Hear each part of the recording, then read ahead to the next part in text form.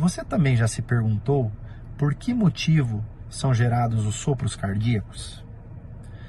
O nosso coração tem 4 válvulas, que são pequenas portinhas que permitem o fluxo orientado do sangue em um único sentido.